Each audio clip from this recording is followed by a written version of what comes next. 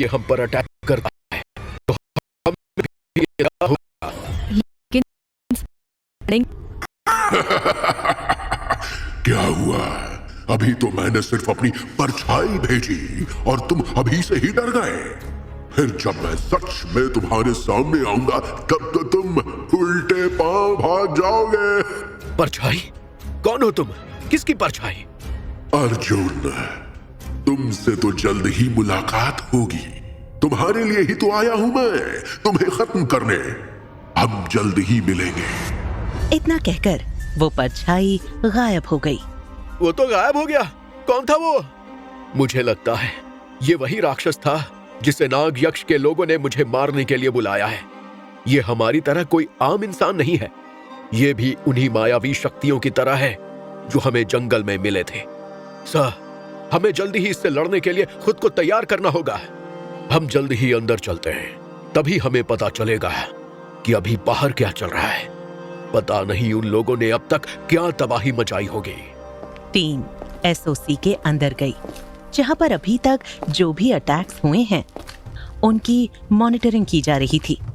सब main screen के सामने खड़े हो गए, जहां नाग यक्ष के बारे में पुरानी रिपोर्ट्स ही चल रही थीं।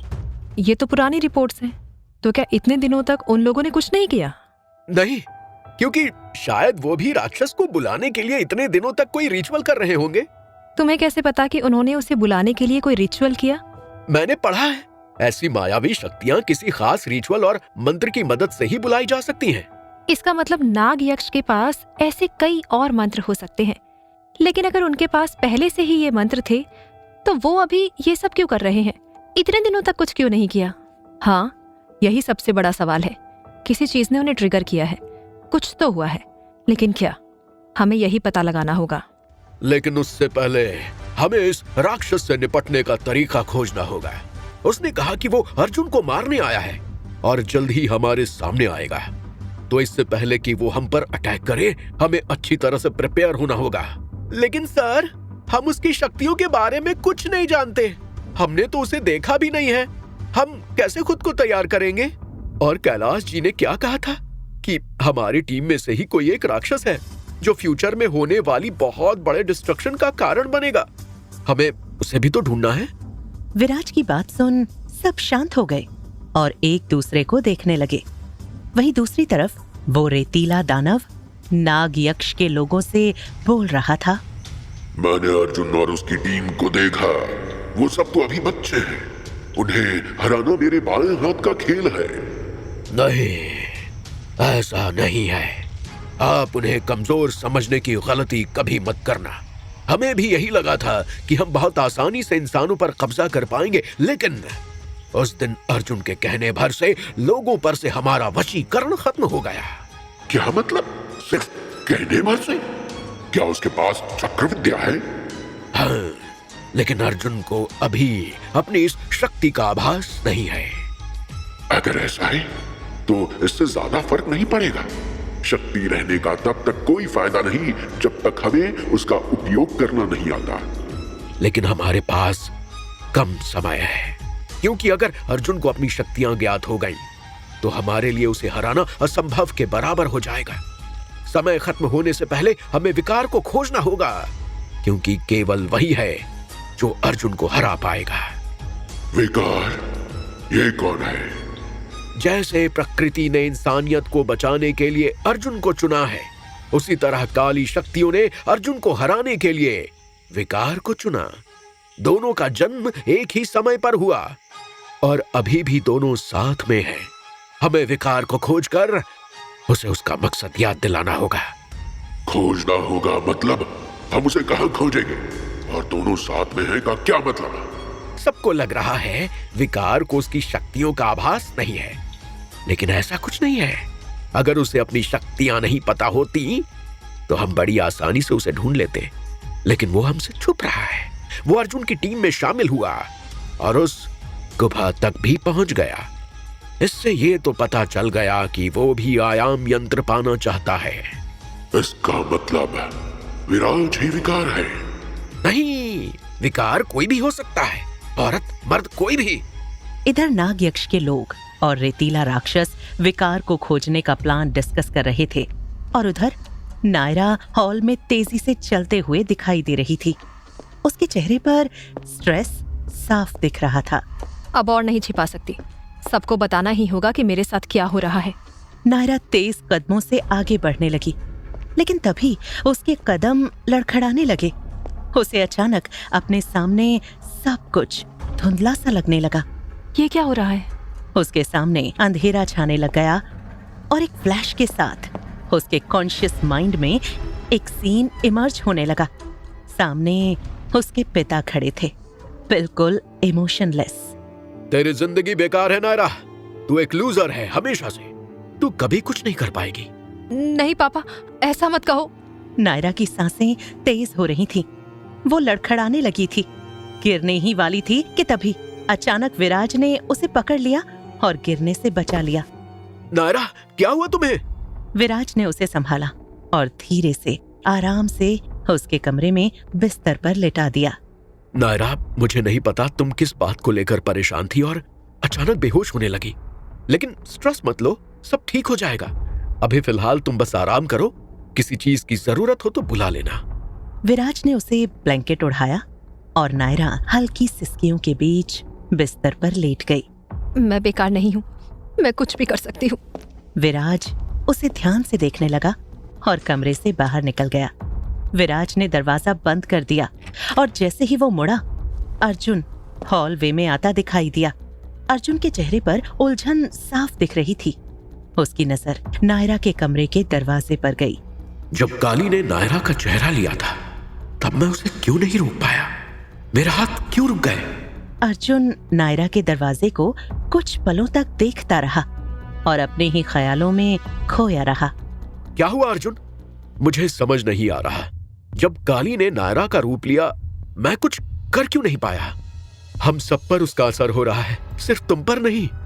पर मेरे साथ कुछ अलग हुआ, जैसे मुझे किसी ने रोका हो।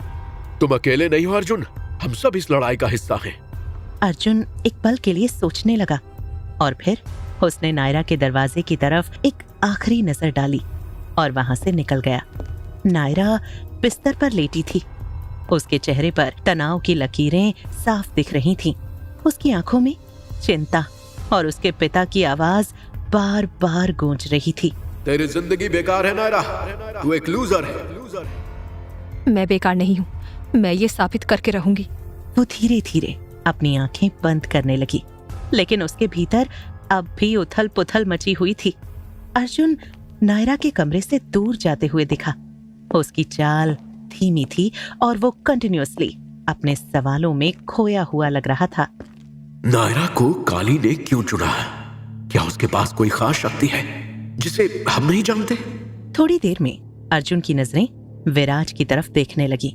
वो उसे देखने लगा मानो कोई जवाब चाहता हो। तुम्हें इसका जवाब जल्द मिलेगा अर्जुन। हमें नायरा की मदद करनी होगी, पर हम कैसे जाने कि काली का अगला कदम क्या होगा? हमें हर परिस्थिति के लिए तैयार रहना होगा। ये लड़ाई लंबी चलेगी। नायरा अब गहरी सांस ले रही थी। उसकी बेचैनी थोड़ी कम हो रही थी, लेकिन उसके दिमाग में अब भी सवाल गूंज रहे थे, जिसकी वजह से उसे नींद नहीं आ रही थी। वो धीरे से उठने की कोशिश करने लगी। मैं हार नहीं मानूंगी, चाहे जो हो जाए, मैं इस लड़ाई का सामना करूंगी। वो बिस्तर पर उठकर बैठ गई। उसकी आंखों में अब करेज और परसेवरेंस साफ दिखाई दे रहा था। मैं अब किसी से नहीं डरूंगी। कमरे के बाहर हल्की आहट हुई। विराज अब भी बेस कैंप के मेन हॉल में खड़ा था। उसकी आंखों में चिंता झलक रही थी। नायरा के साथ क्या हो रहा है? काली ने उसे क्यों निशाना बनाया? विराज गहरी सांस लेते हुए हॉलवे में आगे बढ़ने लगा। नायरा अब अपने विचारों से थोड़ा बाहर आ चुकी थी। वो बिस्तर से धीरे धीरे उठकर खिड़की के पास गई। बाहर अंधेरा छाया हुआ था और चांद की हल्की रोशनी उसके चेहरे पर पड़ रही थी।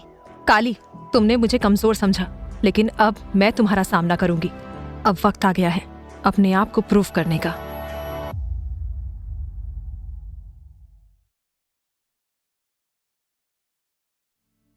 उधर नायरा अपने मन की उथल पुथल से जूझ रही थी और इधर जब से विराज ने सबको कैलाश की कही बात याद दिलाई थी, तब से सबके दिमाग में बस यही सवाल चल रहा था कि वो राक्षस कौन हो सकता है। ये सोचते हुए भोला अपने कमरे में जा रहा था, तभी वो सामने से आती ईशा से टकरा गया। सॉरी, मैंने देखा नहीं। कोई बात नहीं। इतना कहकर ईशा अपने रास्ते जाने लगी। वहीं भोला मन ही मन सोचने लगा, ये राक्षस कौन हो सकता है? अर्जुन के होने का तो सवाल ही नहीं उठता। और नायरा विराज तो पहले से ही टीम में थे। सबसे लास्ट में तो ईशा ही टीम में आई थी। कहीं ये सब उसकी वजह से तो नहीं हो रहा? उसके पास पहले से इतनी शक्तियां हैं और उसने अपने बारे में ज्यादा कुछ बताया भी नहीं। ऐसा तो नहीं कि वही। भोला अभी ये सोच ही रहा था कि ईशा आगे जाते हुए रुक गई और पलटकर बोली, क्या देख रहे हो भोला? कुछ कहना है क्या? ईशा के सवाल पर भोला हैरान हो गया कि उसे कैसे पता। भोला उसे देख रहा था। नहीं, कुछ नहीं, बस यूं ही। इतना कहकर भोला जल्दी से वहां से चला गया और ईशा मुस्कुरा दी और वहां से अर्जुन के कमरे में गई, जहां अर्जुन अपने ही ख्यालों में खोया था। आपके कहने का क्या मतलब था बाबा? क्या सच में हमारी टीम में से ही कोई एक वो राक्षस है? लेकिन ऐसा कैसे हो सकता है? हम सब इतने टाइम से एक दूसरे को जानते हैं, सबने साथ मिलकर इतनी बड़ी बड़ी प्रॉब्लम्स को फेस किया है। मैं कैसे किसी पर भी शक कर सकता हूँ? क्या तुम भी वही सोच रहे हो जो मैं सोच रही हूँ? ईशा के आने पर अर्जुन अपने ख्याल से बाहर आया। क्या मतलब? अर्जुन, अभी हमारी टीम में सबके दिमाग में बस यही सवाल चल रहा है कि वो राक्षस कौन है। तो क्या तुम भी यही सोच रहे हो? मुझे नहीं लगता ईशा कि हमारी टीम में कोई हो सकता है। नहीं अर्जुन, अगर उस आदमी ने ऐसा कहा तो ऐसा जरूर होगा। ये सच कड़वा होगा, लेकिन हमें खुद को उसे फेस करने के लिए तैयार रहना होगा। लेकिन हम किस पर शक करें? सब हमारे अपने हैं। DCP sir. क्या मतलब डीसीपी सर? तुम कहना क्या चाहती हो? नहीं अर्जुन, मैं ये नहीं कह रही कि डीसीपी सर ही वो राक्षस है। ऑब्वियसली वो नहीं हो सकते, क्योंकि उन्होंने हैंडप्रिंट्स पर अपना हाथ नहीं रखा था। लेकिन मुझे ऐसा लग रहा है कि वो जरूर हमसे कुछ छुपा रहे हैं। तुम ही सोचो ना, हम पांचों के पास इस केस में आने के रीजंस हैं, क्योंकि हमारे हैंडप्रिंट से ही वो पोर्टल ओपन हुआ। लेकिन डीसीपी सर का इसमें क्या काम?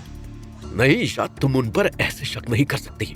मैं 5 सालों से उन्हें जानता हूँ। किसी केस की वजह से उनके बीवी बच्चों की जान चली गई। वो बहुत ऑनेस्ट और सिंसियर ऑफिसर हैं। लेकिन अर्जुन, विराज, ईशा, सब बाहर आओ जल्दी। ये सर हमें ऐसे क्यों बुला रहे हैं? सब भागते हुए हॉल में गए, जहां मेन स्क्रीन पर न्यूज चल रही थी।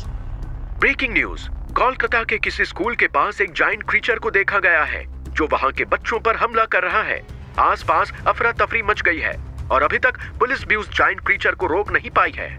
और तभी स्क्रीन पर पहली बार रेतीले दानव को दिखाया गया। वो रेत का बना एक जायंट ह्यूमन था। What the hell? ये तो सच में किसी राक्षस जैसा दिख रहा है। अब हम क्या करेंगे सर? वही जो हमेशा करते आए हैं, हमें तुरंत वहां पहुंचना होगा। लेकिन नायरा, तुम वहां नहीं जाओगी। लेकिन क्यों सर? क्योंकि तुम ठीक नहीं हो, तुम्हें आराम की जरूरत है। तुम्हें कैसे पता कि मुझे आराम की जरूरत है? तुम क्या चाहते हो कि तुम सब वहां जाकर लड़ो और मैं यहाँ पर आराम करूं? इतनी कमजोर नहीं हूं मैं। हाँ अर्जुन, नायरा को वहां जाने दो। Okay, so load your gun guys. हम भी तो देखें ये राक्षस क्या चीज है। अर्जुन की टीम उस स्कूल के पास पहुंची। हर जगह सिर्फ रेत उड़ रही थी और बच्चों की चीखने की आवाजें आ रही थीं। ये तो कितना बड़ा है, हम उससे कैसे लड़ेंगे? तभी रेतीले दानव की नजर उन सब पर पड़ी। तो आ गए तुम सब। अब मैं तुम सबका खेल एक साथ खत्म कर दूंगा। इतना कहकर उसने एक फूंक मारी और पूरी टीम इधर उधर जा गिरी। Team attack! डीसीपी के कहने पर सब गन्स चलाने लगे, लेकिन उस दानव पर इन बुलेट्स का कोई असर नहीं हो रहा था। तुम्हारे ये हथियार मेरा कुछ नहीं बिगाड़ सकते। कुछ समझ में नहीं आ रहा। हमारे पास जो भी हथियार है सब बेकार लग रहे हैं। इससे तो कोई फर्क ही नहीं पड़ रहा है। पूरी टीम टेंशन में आ चुकी थी। और थोड़ी देर बाद सब जमीन पर घायल पड़े थे। अब तुम लोगों का खेल खत्म। इतना कहते हुए वो दानव टीम के मेंबर्स जो जमीन पर पड़े थे उनकी तरफ बढ़ने लगा। चारों ओर अफरा तफरी का माहौल था। सभी छात्र सहमे हुए इधर उधर दौड़ रहे थे। रेतीले दानव की दहशत ने सबको हिला दिया था। चारों तरफ रेत उड़ रही थी। जब दानव गुस्से से गरज रहा था, तभी उस रेत की आंधी के बीच कैलाश अचानक मैदान में प्रकट हुआ। सब लोग छिप जाओ। रेतीला दानव अर्जुन और उसकी टीम को छोड़कर अचानक कैलाश की तरफ बढ़ने लगा। अच्छा, तो तू बचाएगा इन सबको? इनसे पहले तुझे ही निपटाता हूँ। तुम्हारी ताकत इन सब का डर है, मगर मुझे तुमसे कोई डर नहीं असुर। रेतीला दानव ये सुनकर गुस्से से आग बबूला हो गया और कैलाश पर हमला करने के लिए आगे बढ़ा। मैं तुम्हें नहीं छोड़ूंगा कैलाश। अचानक कैलाश तेज आवाज में एक शक्तिशाली मंत्र बोलने लगा। ओम महाबलाय नमः, ओम शक्ति रूपिणी नमः। ये मंत्र सुनते ही रेतीला दानव अचानक रुक गया। उसने गुस्से से आगे बढ़ने की कोशिश की, मगर उसका शरीर जैसे उसका साथ नहीं दे रहा था। वो एक कदम भी आगे नहीं बढ़ा पाया। कौन है तू और ये क्या ऐसी शक्ति है जो मुझे रोक रही है? वक्त आने पर खुद जान जाओगे मैं कौन हूँ। मुझे डराता है, रुक। ये कहकर उस दानव ने वापस कैलाश को मारने के लिए आगे बढ़ने की कोशिश की, मगर आगे न बढ़ सका। वो समझ चुका था इस वक्त वो कैलाश से नहीं जीत सकता। ठीक है, इस वक्त मैं जा रहा हूँ, मगर मैं वापस जरूर आऊंगा। ये कहकर वो वहां से भाग गया। उसके जाते ही धूल बैठने लगी। कैलाश अर्जुन और उसकी टीम के पास गया और उन्हें वापस होश में लाया। उठो। कैलाश, तुम यहाँ? तुमने उसे अकेले बिना किसी हथियार के ही भगा दिया। अगर सिर्फ हथियारों से इस मुसीबत से लड़ पाना संभव होता तो ये लड़ाई कब की खत्म हो चुकी होती। मतलब ये कि तुम्हें अपनी खुद की शक्तियां इस्तेमाल करना सीखना होगा। जब तुम खुद की शक्तियां पहचान लोगे और सबको प्रोटेक्ट करने के काबिल हो जाओगे, तभी आयाम यंत्र तक पहुंच पाओगे। टीम ये सुनते ही एक दूसरे की ओर देखने लगी। नायरा, ये सब हम बाद में डिस्कस करेंगे। पहले एम्बुलेंस को कॉल कर दो। यहाँ बहुत से लोग घायल हुए हैं। उनका हॉस्पिटल जाना इस वक्त ज्यादा जरूरी है। Yes sir. डीसीपी की बात सुनकर पूरी टीम का ध्यान स्कूल में इधर उधर पड़े घायलों पर चला गया और पलक झपकते ही कैलाश वहां से गायब हो गया। ये कैलाश कहाँ चले गए? आप ऐसे क्यों हैं बाबा? फिर सब कुछ बीच में छोड़कर चले गए। अभी कैलाश को छोड़ो और एसओसी चलने की तैयारी करो। पूरी टीम एसओसी पहुंची, जहां टेबल पर मैप्स और नोट्स बिखरे थे। टीम जीत चुकी थी, मगर अभी भी खतरा टला नहीं था। मानो आसमान में कोई नया तूफान मंडरा रहा था। रेतीला दानव एक नई चुनौती लेकर आने वाला था, जो उनकी ताकत और धैर्य की परीक्षा लेने वाली थी। हमें इसमें उसे हराने का कोई तरीका मिलना ही चाहिए। वो सिर्फ रेत नहीं है, कुछ और भी छिपा है उसके पीछे। शायद उसकी कमजोरी उसके भीतर ही है। कैलाश ने जो कहा था, क्या तुमने ध्यान दिया? हमें अपनी शक्तियों का इस्तेमाल करना सीखना होगा। लेकिन हमें कैसे पता चलेगा कि हमारी शक्तियां क्या हैं? टीम, हम ऐसे हार मानकर नहीं बैठ सकते। हमें कुछ ना कुछ करना ही होगा। सब काम पे लग जाओ। हमें किसी भी हाल में उस रेतीले दानव से लड़ने का उपाय खोजना होगा। इधर टीम रेतीले दानव से लड़ने का प्लान डिस्कस कर रही थी। उधर रेतीला दानव कैलाश से हारने के बाद नाग यक्ष के ठिकाने पर पहुंचा। हार की निराशा उसके चेहरे पर देखी जा सकती थी। क्या हुआ दानव? तुम्हें तो उन्हें खत्म करके आना था। इतने निराश होकर क्यों लौट आए हो? निराश इसलिए कि कोई है जो उनके साथ खड़ा है, कोई इनविजिबल पावर। मैं उस शक्ति के सामने कुछ नहीं कर सका। कुछ नहीं कर सका मतलब ये कि वो सब अभी जिंदा है, मगर मैं ऐसे हार नहीं मानूंगा। वैसे मैंने उस नायरा को कहीं देखा है। वो बहुत खतरनाक है और हो सकता है कि वही विकार हो। क्या कहा? सच में वही विकार है? नाग यक्ष के लोग और रेतीला दानव सब ये बात डिस्कस करने में लगे थे और एसओसी में भोला अचानक सबके सामने खड़ा होकर मुस्कुराने लगा और बोला, मैं जानता हूँ हम कैसे उस रेतीले दानव को हरा सकते हैं।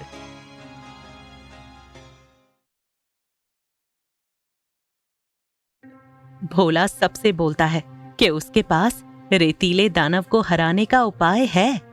ये रेतीला दानव, इसे हराना मुश्किल है लेकिन नामुमकिन नहीं। हमें ये तो पता चल गया कि ये राक्षस रेत का बना हुआ है, तो हथियारों से हमला करना बेकार होगा। अगर इसे शक्तियां प्रकृति से मिली हैं, तो इसकी कमजोरी भी इसी प्रकृति में है। प्रकृति मतलब तुम क्या कहना चाहते हो भोला?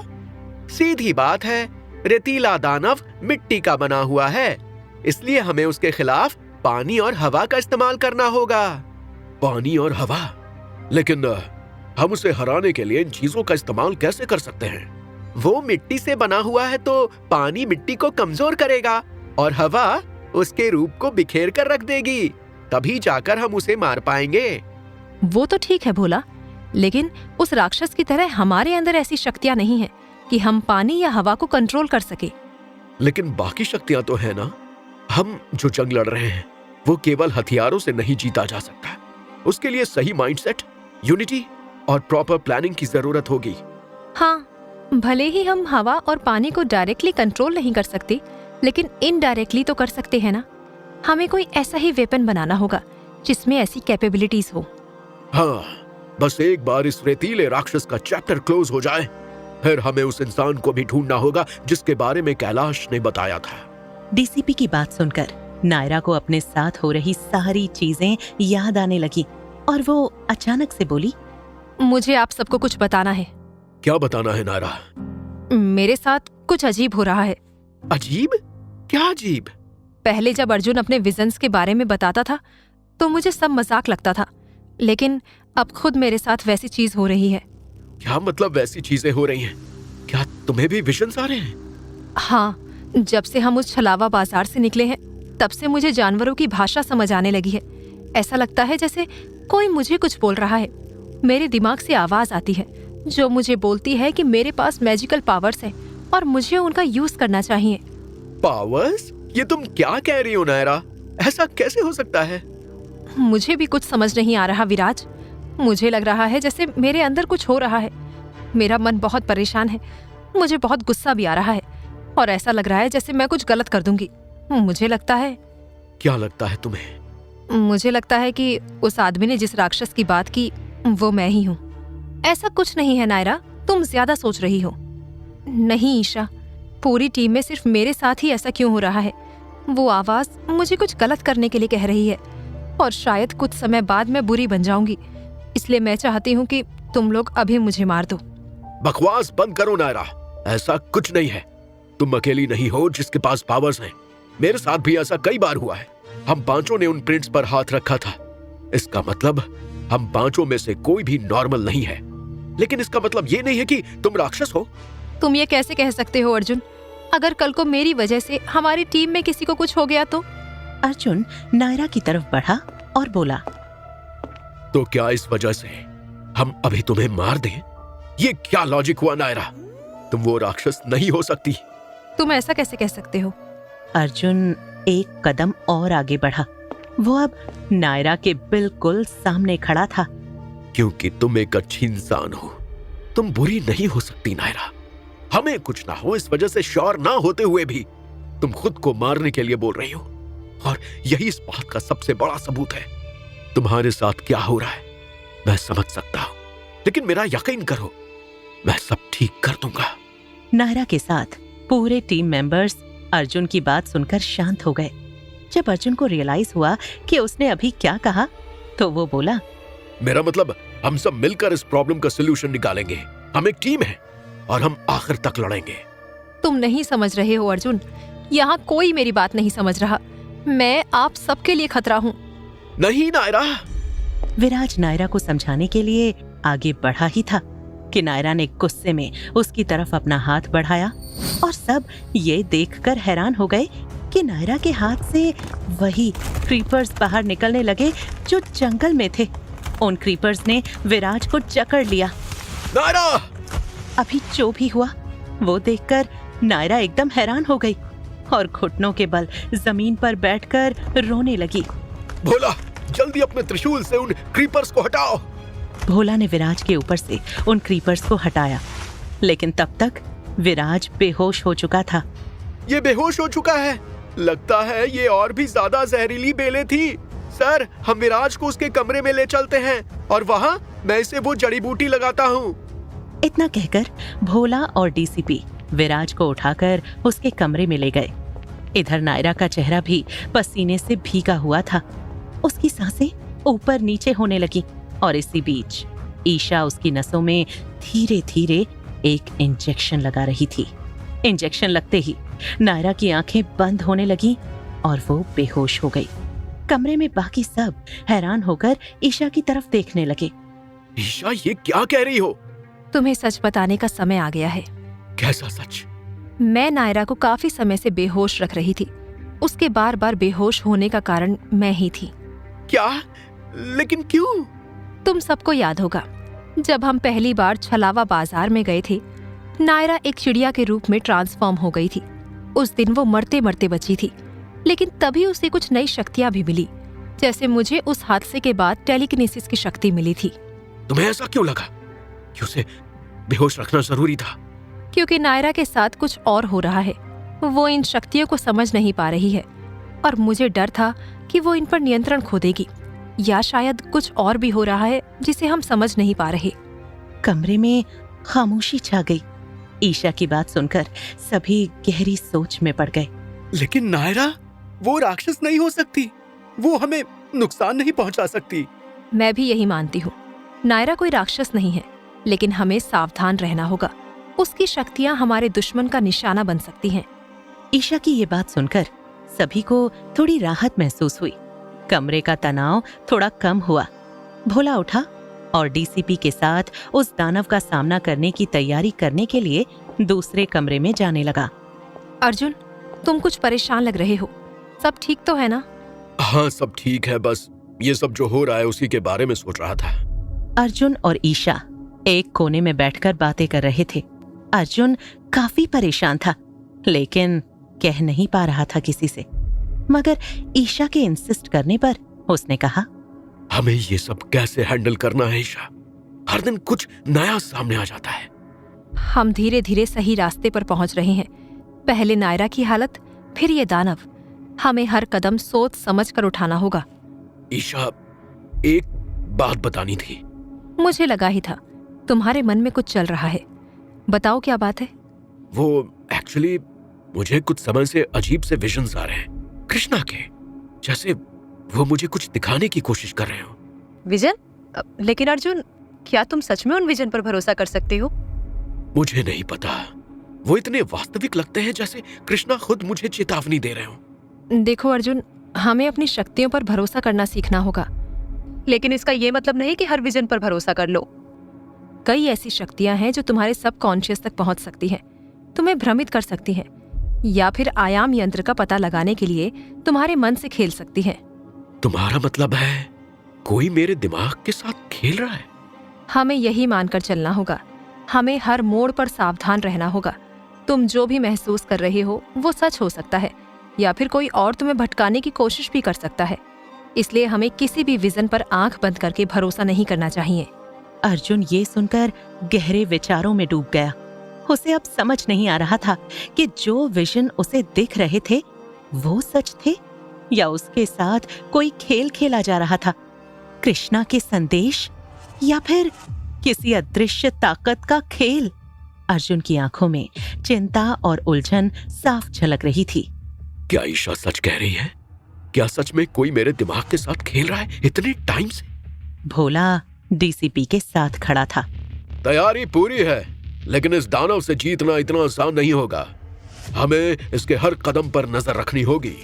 हम उसे हर हाल में हराएंगे। इस बार हम पूरी स्ट्रेटजी के साथ उस पर हमला करेंगे। हमें एकजुट होकर लड़ना होगा। तुम ठीक कह रहे हो, इस बार कोई गलती नहीं होनी चाहिए। भोला और डीसीपी एक दूसरे की ओर देख रहे थे और उनकी आंखों में उनका डिटर्मिनेशन साफ दिख रहा था। नायरा की पहचान और अर्जुन के विजन के पीछे छिपी मिस्ट्री से अब एक बड़ा कॉन्फ्लिक्ट सामने आने वाला था।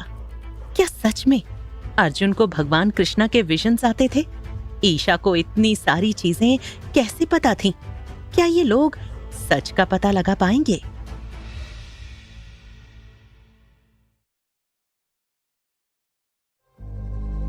इधर रेतीले दानव ने जब नायरा के विकार होने की बात कही, सब हैरान हो गए। क्या आपको सच में लगता है कि नायरा ही विकार है? हाँ, मैं पूरी तरह से तो नहीं कह सकता, लेकिन मैंने नायरा का दूसरा रूप देखा है। वो बहुत खतरनाक है। लेकिन आप तो उन्हें मारने गए थे, आपने उन्हें जाने क्यों दिया? मैंने जाने नहीं दिया, कोई उन्हें बचा रहा है। कौन? कैलाश, हमारा बहुत पुराना दुश्मन। आज बहुत सालों बाद मैंने उसे देखा। इतने सालों में उसकी शक्तियां और भी ज्यादा बढ़ चुकी हैं। तुमने सही कहा था, मुझे उन्हें कमजोर समझने की गलती नहीं करनी चाहिए थी। मेरे इतने हमले के बावजूद भी वो सब जिंदा थे, और आखिर में जब मैं उन्हें मारने ही वाला था, तभी कैलाश वहां आ गया। कौन है ये कैलाश? और अगर आप उसे नहीं हरा पाए तो हम अर्जुन को कैसे मारेंगे? इसके लिए हमें उसे बुलाना होगा। किसे? कौन है जो कैलाश से लड़ पाएगा? छाया। छाया? लेकिन वो तो सालों पहले गायब हो गई। ये छाया कौन है सरदार? छाया वही है जिनकी वजह से हम नाग यक्ष इतने शक्तिशाली हो पाए। हमारी दुनिया में ऐसे कई अस्त्र हैं जो बहुत शक्तिशाली हैं। युगों युगों से सुदर्शन नाम की संस्था उन शस्त्रों की रक्षा करते आ रही है। इस संस्था के पास कई मंत्र और अस्त्र थे, जिसमें आयाम यंत्र सबसे शक्तिशाली अस्त्रों में से एक है। छाया भी उसी संस्था का एक हिस्सा थी, लेकिन हमारी तरह लोगों ने छाया का भी सम्मान नहीं किया, और इसलिए छाया ने नाग यक्ष के गुरु को सुदर्शन के कई मंत्र और शस्त्र प्रदान किए। लेकिन एक दिन नाग यक्ष और सुदर्शन के लोगों के बीच घमासान युद्ध हुआ, जिसमें छाया आयाम यंत्र में प्रवेश कर गई, और तब से वह पूरे ब्रह्मांड के अलग अलग हिस्सों में भटक रही है। ये लगभग 24 साल पहले की बात है, और उस वक्त मैं सिर्फ 10 साल का बच्चा था। हाँ, सालों पहले भी कैलाश की वजह से ही नाग यक्ष अपने मकसद में कामयाब नहीं हो पाए थे, और आज भी उसकी वजह से अर्जुन और बाकी सारे लोगों की जान बच गई। सालों बाद उसकी शक्तियां और भी ज्यादा हो गई हैं। मैं पहले भी अकेले उसका सामना नहीं कर पाता था, और आज भी नहीं कर पाऊंगा। इसलिए हमें छाया को वापस बुलाना होगा और विकार को भी ढूंढना होगा। लेकिन हम छाया को वापस कैसे लाएंगे? हमें तो पता भी नहीं है कि वो किस ब्रह्मांड में है। इसलिए तो हमें उस आयाम यंत्र की जरूरत है, और अगर मेरा शक सही है तो विकार भी आयाम यंत्र तक पहुंचने की कोशिश करेगा, या हो सकता है वो हम सबसे 10 कदम आगे हो। ये सुनकर सब सोच में पड़ गए। दूसरी तरफ भोला और डीसीपी ने मिलकर एक वेपन बनाया। भोला, क्या तुम्हें लगता है कि ये वेपन उस राक्षस से लड़ने में हमारी मदद करेगा? हाँ सर, इस वेपन में पुरानी और आधुनिक दोनों चीजों का इस्तेमाल किया है। इसके अंदर एक विशेष धातु का चक्र है जो हवा और पानी को इकट्ठा करता है, और जब हम इसे चलाते हैं तो ये हवा को कंडेंस्ड एनर्जी बीम में बदल देता है। अगर हम इस बीम से उस राक्षस को टच करें तो वो उसे टेम्परेरीली फ्रीज कर देगा। इसका मतलब इसका यूज करने से वो राक्षस थोड़े टाइम के लिए कमजोर हो जाएगा, राइट? हाँ, लेकिन इसकी सबसे अच्छी बात है पानी। पानी के संपर्क में आते ही ये उस राक्षस की सारी शक्तियां खत्म कर देगा। लेकिन हमें एक बार इसे टेस्ट करना होगा। चलो बाहर चलते हैं। ऐसा सोचकर भोला और डीसीपी बाहर चले गए। वहीं दूसरी तरफ नायरा को कमरे में होश आ चुका था। वो झट से उठकर बैठ गई और बोलने लगी, ये मैंने क्या किया? मैंने विराज पर अटैक किया? नहीं, सब बहुत गलत हो रहा है। मैंने बोला था अर्जुन को, मैं ही वो राक्षस हूँ जिसे सब ढूंढ रहे हैं, लेकिन उसने मेरी बात नहीं सुनी। आज मैंने विराज पर हमला किया, कल मैं बाकी सब पर अटैक करूंगी। नहीं, मैं ऐसा नहीं होने दूंगी। मेरी वजह से किसी को प्रॉब्लम नहीं होगी। ये सोचकर नायरा ने जैसे ही जमीन पर पैर रखा, रूम की लाइट्स अपने आप ऑन हो गईं। नायरा अपने आसपास कुछ खोजने लगी। तभी कमरे में अर्जुन आ गया। अर्जुन, कुछ ठीक नहीं है अर्जुन, तुम्हें मुझे मारना होगा। नहीं नायरा, सब ठीक है, हम बैठकर बात करते हैं। नहीं अर्जुन, तुम नहीं समझ रहे। मैं सब खराब कर दूंगी। मैं तुम सबके लिए खतरा हूँ। ये कहते हुए नायरा जमीन पर बैठकर रोते हुए कहने लगी, मुझे मार दो, मुझे मार दो। नायरा देखो, तुम अकेली नहीं हो, हम सब तुम्हारे साथ हैं। जो हुआ उसे भूल जाओ, अब सब ठीक हो जाएगा। नायरा ने अपनी आंसुओं और भय से भरी आंखें उठाईं और अर्जुन को टाइटली हग कर लिया। अर्जुन, मैं खुद से लड़ रही हूँ। मुझे अंदर से कोई बुला रहा है। वो आवाज बार बार मुझे बुला रही है, मुझसे कुछ कह रही है। ऐसा लग रहा है कि वो मुझसे कुछ गलत करवाना चाहती है। अर्जुन ने धीरे से उसके बालों को सहलाया। उसकी आवाज में सॉफ्टनेस के साथ साथ एक डिटर्मिनेशन भी था। तुम्हें डरने की जरूरत नहीं है नायरा, ये सब बस तुम्हारा भ्रम है। पास खड़ी ईशा ये सुनकर थोड़ा स्ट्रेस में आ गई, मगर वो नायरा की सिचुएशन समझ रही थी, इसीलिए वो उसके पास आई और कहा, नहीं अर्जुन, ये भ्रम नहीं है। नायरा सही कह रही है। मैं नायरा की सिचुएशन समझ सकती हूँ। उसके साथ जो कुछ भी हो रहा है वो सब सच में हो रहा है। नायरा और अर्जुन दोनों हैरान होकर ईशा को देखने लगे। ईशा, ये क्या हो रहा है? मुझे समझ नहीं आ रहा। नायरा, मुझे भी ऐसी ही आवाज सुनाई दी थी जब मैं छलावा बाजार से जिंदा बच गई थी और मुझे शक्तियाँ मिली थी। तुम जिस चीज से गुजर रही हो वही मेरे साथ हुआ है। शायद वो काली की आवाज है। काली? पर क्यों? उसने मुझे क्यों चुना? छलावा बाजार से जो भी शक्ति प्राप्त करता है, काली उसे मैनिपुलेट करने की कोशिश करता है। उसकी बुरी शक्तियाँ तुम्हारी भावना और मानसिकता को कमजोर करती हैं और फिर वो तुम्हें अपने वश में करने की कोशिश करता है। ईशा के शब्दों की वास्तविकता को समझते ही नायरा की आंखें हैरानी से भर गईं। तो मैं क्या करूं? मैं इससे कैसे बचूं? तुम्हें अपनी शक्तियों को कंट्रोल करना सीखना होगा, नहीं तो ये शक्तियाँ तुम्हारे खिलाफ हो जाएंगी और काली तुम्हें मैनिपुलेट करके अपना काम आसान कर लेगा। ये तुम्हारी लड़ाई है नायरा, लेकिन हम तुम्हारे साथ हैं। नायरा ईशा के शब्दों को समझने लगी और कुछ पल के लिए चुप हो गई। उसके आंसू धीरे धीरे बंद हो गए और उसकी आंखों में एक नया कॉन्फिडेंस झलक रहा था। नहीं, मैं अपनी शक्तियों को नियंत्रित करूंगी। अब मैं कमजोर नहीं पड़ूंगी। मैं इस लड़ाई को जीतूंगी। अर्जुन और ईशा ने एक दूसरे को देखा और नायरा का कॉन्फिडेंस देखकर दोनों को राहत मिली। यही बात है नायरा, हम सब तुम्हारे साथ हैं। ईशा अब अधिक गंभीर होकर ग्रुप के चारों ओर देखने लगी। लेकिन हमें इन शक्तियों को बेहतर समझने के लिए कुछ और जानने की जरूरत है। सुदर्शन संस्था का इतिहास, हमें उसे खोजना होगा। दोनों हैरानी से ईशा की ओर देखने लगे। सुदर्शन? ये क्या है और तुम्हें इसके बारे में कैसे पता? तुम सुदर्शन की बात क्यों कर रही हो ईशा? इतने में वहाँ रखे वॉकी टॉकी में डीसीपी की आवाज आई।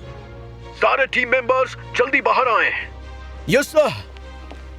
आज हम इस हथियार का टेस्ट करने जा रहे हैं। ये कोई साधारण हथियार नहीं है। अगर हमने इसे सही से इस्तेमाल किया तो काली की शक्तियों का सामना करने का एक रास्ता मिल सकता है। सर, जब आप इस पर काम कर रहे थे तभी से मुझे यकीन था कि ये कुछ बहुत बड़ा करने वाला है। चलिए इसे टेस्ट करते हैं। हमें सावधान रहना होगा। अगर ये ठीक से काम नहीं करता तो हमारे पास दूसरा मौका नहीं होगा। सर, चिंता मत कीजिए, ये काम करेगा। ठीक है, चलो देखते हैं क्या ये हथियार काली के खिलाफ काम कर सकता है। आइए देखते हैं इसका असली कमाल। हमने इसे किया, ये काम करता है। सर, ये तो जबरदस्त है। अगर ये काली की शक्तियों पर भी यही असर करता है तो हम जीत सकते हैं। अब हमें बस इसे सही वक्त पर इस्तेमाल करना होगा।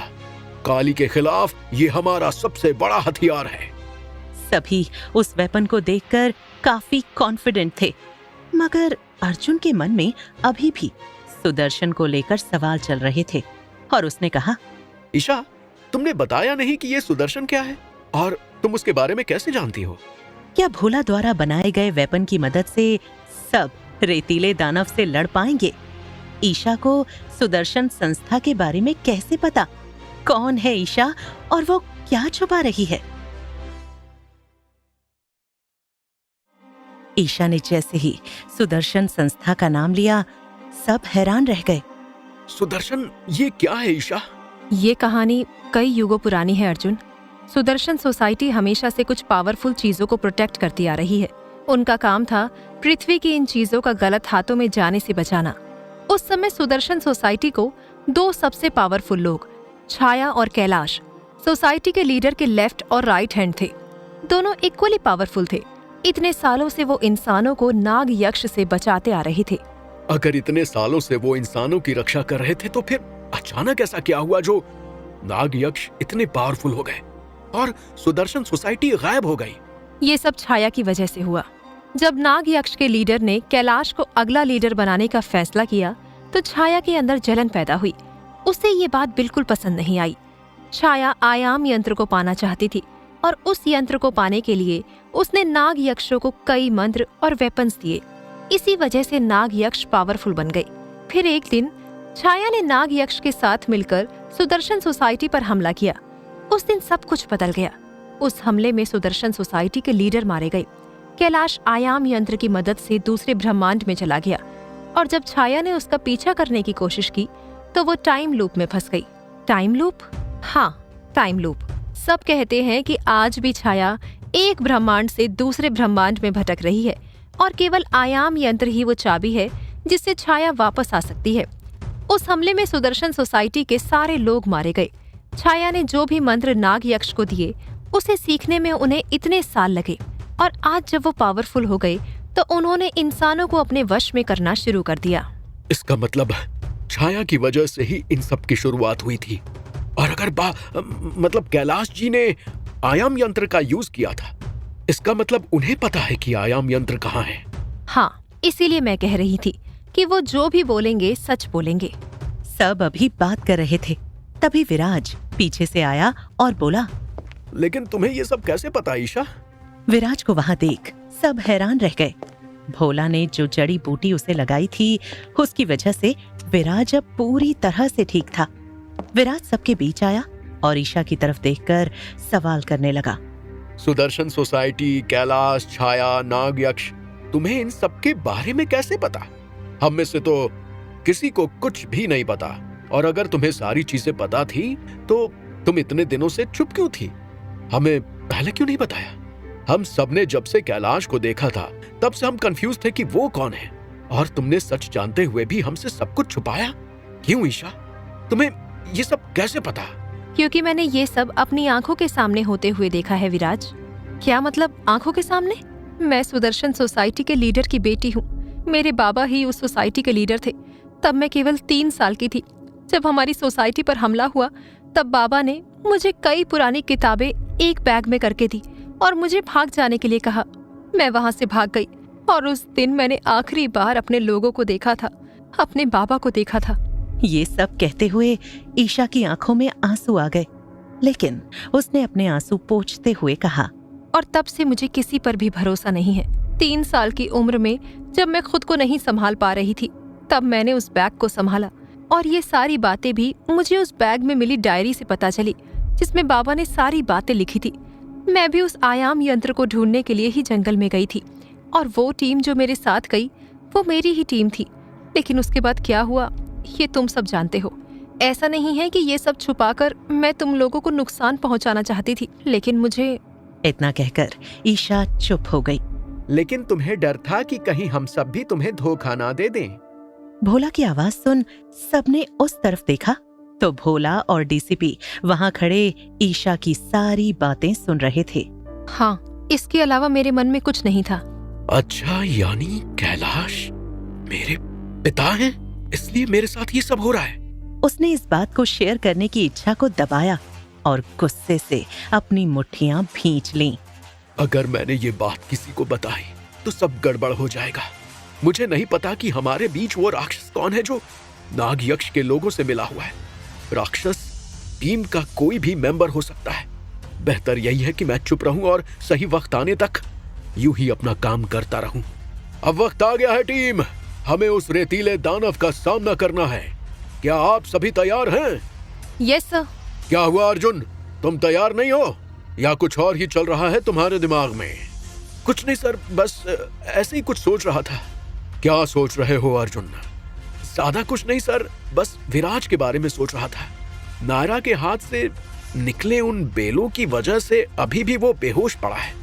पहले ही हमारी टीम में मेंबर्स कम हैं और ऊपर से एक मेंबर घायल पड़ा है। टेंशन मत लो अर्जुन, विराज ठीक हो जाएगा। हाँ अर्जुन, अब हम पूरी तरह तैयार हैं और हमने जो वेपन तैयार किया है उन राक्षसों से लड़ने के लिए, इस बार वो रेतीला दानव उसके सामने टिक नहीं पाएगा। लेकिन हमें एक बात का ध्यान रखना होगा, ये दानव कहीं भी छिपा हो सकता है। हम उसके ठिकाने का पता लगाएंगे और फिर इस वेपन से उस पर हमला करके उसका अंत कर देंगे। सर, नाग यक्ष और ये राक्षस अब ज्यादा दिन नहीं बचेंगे, हम उन्हें जल्द ही ढूंढ लेंगे। टीम चलो, हमें समय बर्बाद नहीं करना चाहिए, हमें जल्द ही उन्हें खोजना होगा। जंगल के अंदर नाग यक्ष का एक गुप्त ठिकाना था, जहां उनका पूरा ग्रुप इकट्ठा होकर अपनी स्ट्रेटजी पर डिस्कशन कर रहा था। इस खत में लिखा है कि हम अभी सिर्फ अर्जुन को मारने के ऊपर फोकस करें। इसमें आयाम यंत्र और छाया को वापस लाने का वादा किया गया है। किसने भेजा है ये लेटर?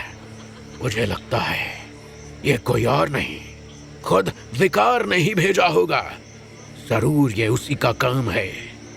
विकार? पर क्यों? उसने ऐसा क्यों कहा कि आयाम यंत्र को छोड़कर अभी हमें सिर्फ अर्जुन को मारने के बारे में सोचना चाहिए?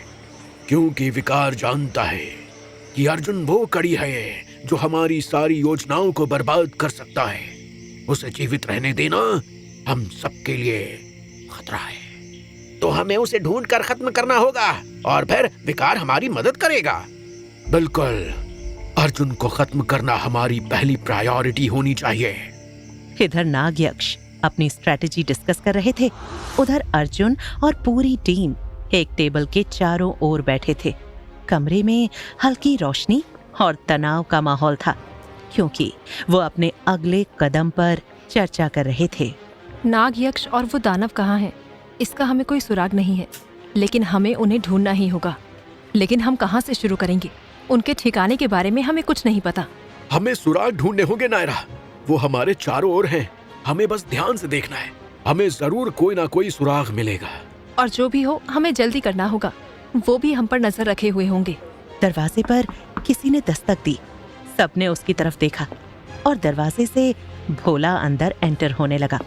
उसके चेहरे पर एक डिटर्मिनेशन का भाव था। डीसीपी सर ने कहा है सब तैयार हो जाओ उस रेतीले दानव से लड़ने के लिए।